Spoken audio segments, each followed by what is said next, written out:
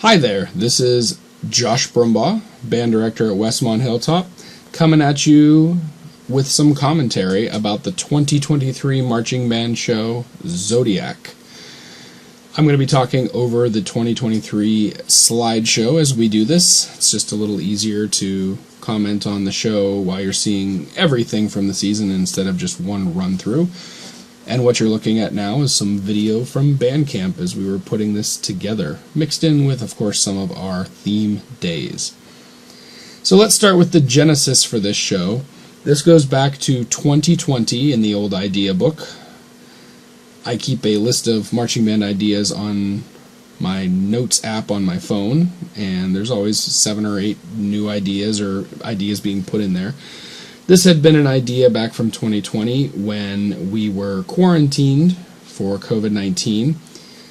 My wife Angie and I were stuck in the house together for a couple months, and where we would normally be doing our concerts and some other creative things, we had to replace that time with little activities that would keep us engaged creatively. Pausing here to watch a little bit of this hilarious dance, especially Noah's ending here. Good stuff. So one of these ideas came in the form of maybe writing a piece, writing an original piece of music. I wanted it to be kind of a larger, more programmatic piece, something like Pictures at an Exhibition by Mussorgsky or The Planets by Holst, something that would have a programmatic feeling to it, so it would be based on a poem or based on a story. And Angie was listening to this album at the time by the artist Sleeping at Last, which was about the Enneagram. For those of you who don't know, the Enneagram is kind of taking different people's personalities and classifying them into numbers. You're a number 4, you're a number 7.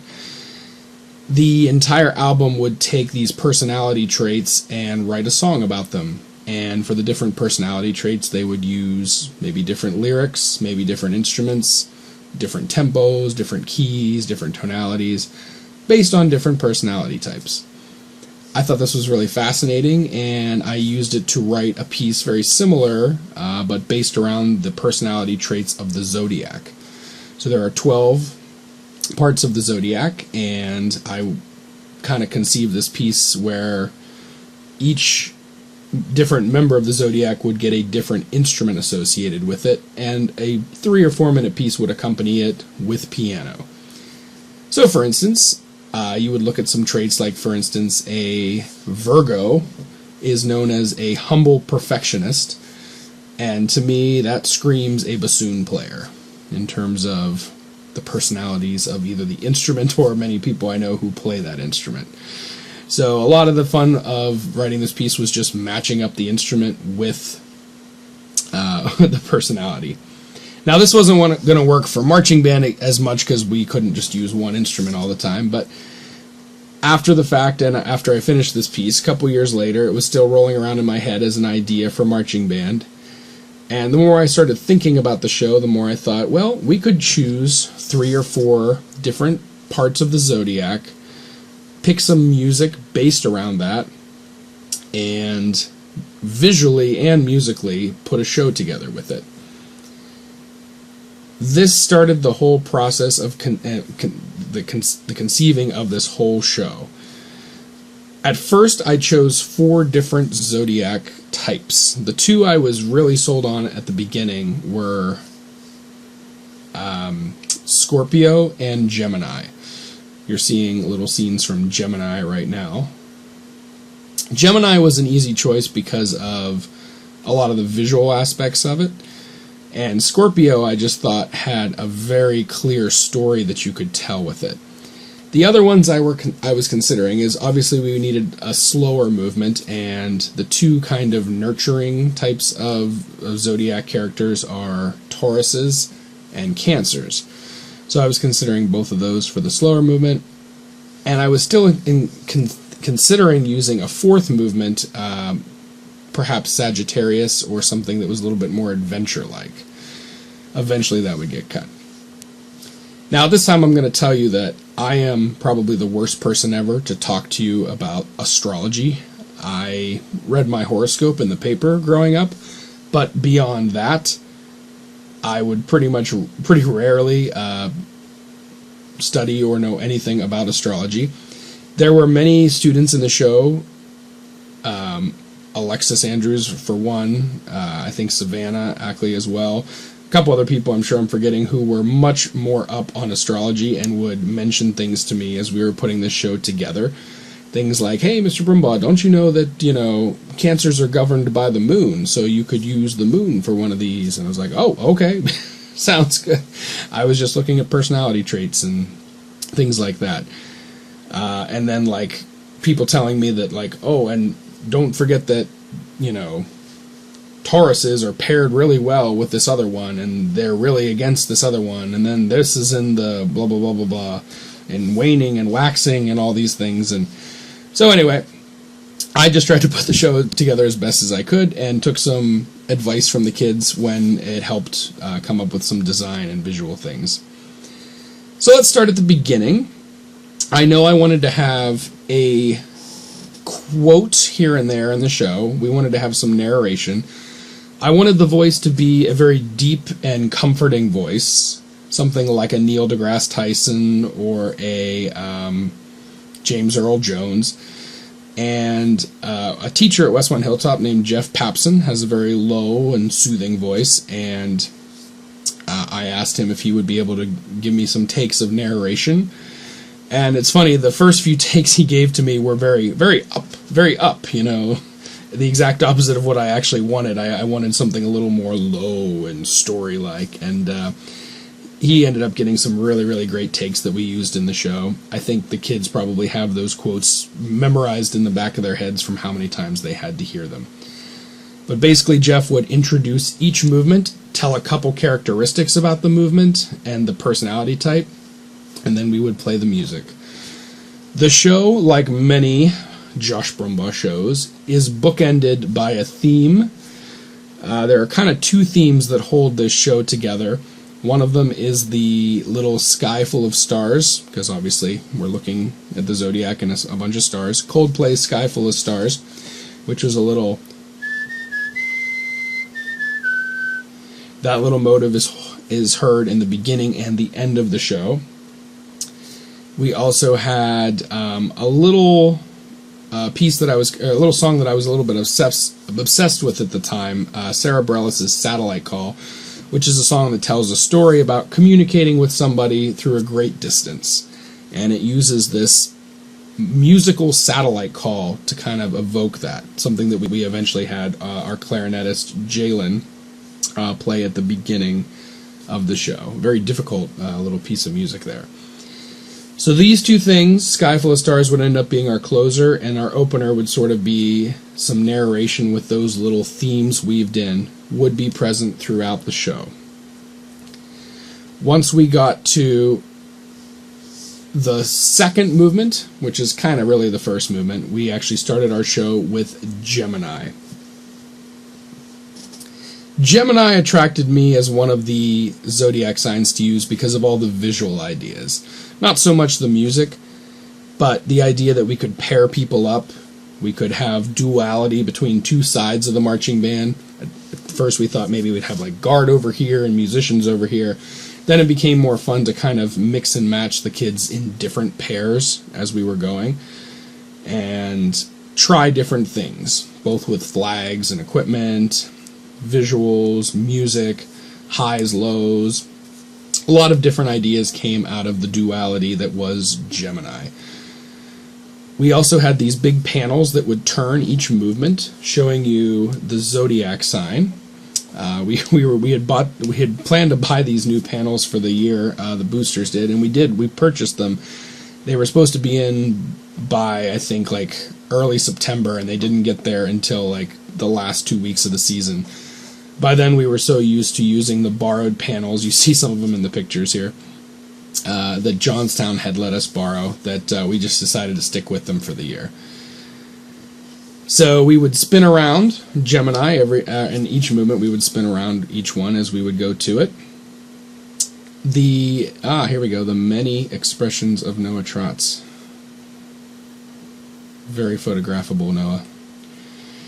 The next movement in the show after Gemini was Cancer. And, oh, by the way, sorry, the music for Gemini ended up being a piece called Mic Drop, something that I had heard a couple years ago and thought this would be a great opener for a show. Didn't learn till later it was a BTS song, K-pop, and I just thought it was a really cool concert band kind of sounding piece, or a good marching band opener. So when one of the kids told me it was K-pop, I was like, really?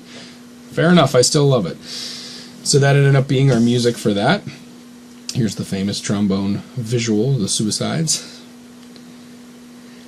And movement 2, the music was suggested. I wanted it to have something to do with the moon, so I was considering a couple things.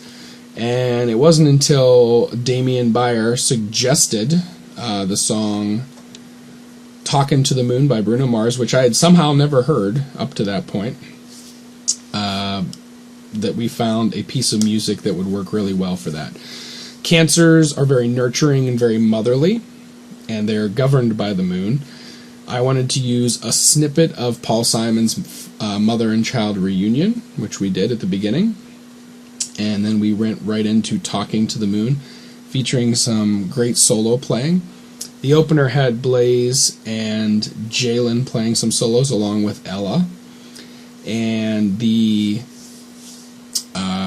second movement didn't really have many solos in it. The third movement, Cancer, had Ella again, Josie Papson, and Nina on keyboard playing some great solos. Also used some really, really nice double swing flag work from the color guard. That movement had a very visual strikingness to it, and we hit this set in the middle that I've always liked, where the band kind of looks like wings on the color guard.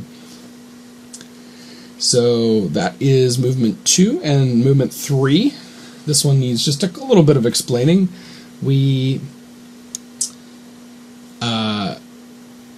I knew this movement was going to be great to tell a story with. So as we were putting Scorpio together, I was looking for something tango-ish, something with like a dance in which... Sorry, I forgot that was at the end of the slideshow. And then here we're going to put some footage of just the show itself, so you have some more, since I'm still talking, and if you're still listening to this, I'm still talking. So Scorpio... Scorpios are known, their more negative traits is that they can be very jealous people, and if there's kind of a love triangle involved, there's a lot of scheming and a lot of jealousy. And I thought it would be very interesting to tell a story here where two girls were pining after one boy, and they were basically telling this whole thing through dance. Something that we don't usually do in marching band. Just a lot of dance. So to help out with our awesome guard staff this year, Julie and Amber, we brought on another choreographer, Nellie Kearney, who helped choreograph most of this dance that would occur between Alexis, Bella, and Damien, who are all fighting over the same person. This show, similar to Game Night the year before, each movement was very different. The show we're doing this year is sort of about one story. The 2024 show, as I'm recording this, As the World Falls Down, is about one big story. The previous two shows were, each movement was like something completely different almost, different style of music, whole new props, all new colors. This was like changing the channel almost. So when we got to Scorpio, we had this little tango set up between these three dancers. I wanted the music to be something almost out of the Addams Family. I immediately thought of like the way I wanted them to dance. I thought of Gomez and Morticia. This very like intimate kind of dance, trying to woo somebody, trying to swoon them. And I immediately thought of that for the Addams Family. Now, I didn't necessarily want to use that music, but I kept searching around in that style, these types of tangos. Tried a couple different things until finally I realized that new show, Wednesday, which was new at the time, had come out. And it had this very cool piece of music that I believe Danny Elfman arranged for cello of Paint It Black. It was then when I heard that piece that I thought this can work really well for the movement of Scorpio, but this should probably be played as a solo, and it should probably be played on cello. So my lovely wife, who has 2 electronic instruments, the electric cello and electric violin, let me borrow these for the season, and we had Ileana Miller and Izzy Forsey play these very exposed solos in our show. Very brave of them to do this every week because, you know, everything would have just fallen apart in this movement if it wasn't for the 2 of them. And luckily these electronics and these strings worked, I think, nearly every week. I think there was one incident where we had some issues with the violin, but for the most part they were just always working, and the 2 girls did a wonderful job with them. So this movement was a lot of fun to put together. The dance of it, the music of it, kind of weaving in Danny Elfman's Paint It Black with a kind of a different version that I arranged for a marching band that would work out a little bit better. Tells this whole story, and it kind of went back and forth with who will get Damien. Will one of them? Will both of them? Will neither of them? And that kind of became a, maybe we should change it every week, or maybe, you know, it should have a happy ending. Maybe it shouldn't have a happy ending. Maybe, you know, Damien finds another girl after getting tired of the other 2. So, a lot of fun putting that together. And then finally our closer, Sky Full of Stars, kind of arranged from another arrangement, I believe by Michael Brown. I might be getting that wrong. But took his arrangement and kind of shortened it a little bit, added some more clips of the other things you heard in the show. And then we ended the show with this huge, massive, like, left-to-right curve arc set. Maybe, like, the widest final set that I've ever had in a marching band show, in which we had a star run across the field. Everybody arcs down to, I believe it was Alexis on the end, who then cut off the band. And that is Zodiac. Zodiac is one of my favorite shows I've done at Westmont. It's in my top 5, I believe. And my only regret with this show, and I think the kids who were a part of it will tell you exactly the same thing, is as many great performances as we had of this show at practices and football games, and we had many, we just never quite nailed it at a competition. Competitions, well, there was 5 of them, there was always just something that was a little bit off with a couple of the movements, or something didn't go as well. And although we scored pretty well with it, I never felt like we had that great competition show. It kind of left you a little bit unsatisfied by the end of the season. I was no less proud of the kids, and I still believe that it was a wonderful year bringing things together. We had a new color guard instructor that year who really started helping bring things together there. It was just one of those years that I really wish we had a great competition performance. The one you're watching now is Chapters, and although I thought they did well with the second half of this, the wind and the cold and the rain that day did not make this performance easy for the kids. You can see some things. There was actually parents inside and staff inside these props on the field here, keeping them from blowing away. And we didn't quite make it to the last set because,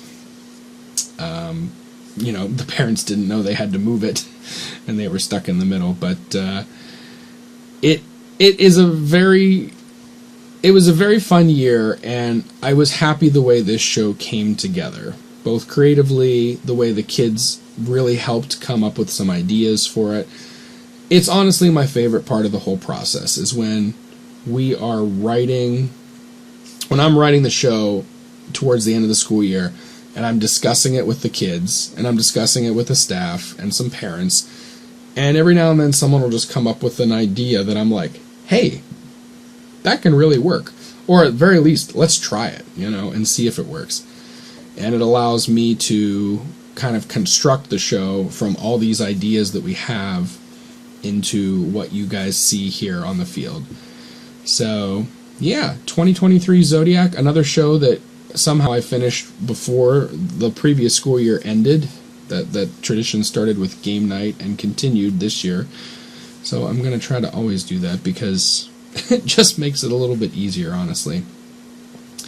So yeah, thanks for hanging in there for 20 minutes of me talking about Zodiac, and hope you enjoy watching it, and if you were a part of it, thanks for making the show one of the best at Westmont Hilltop. This is Josh Brumbaugh. Have fun, and kindness always wins.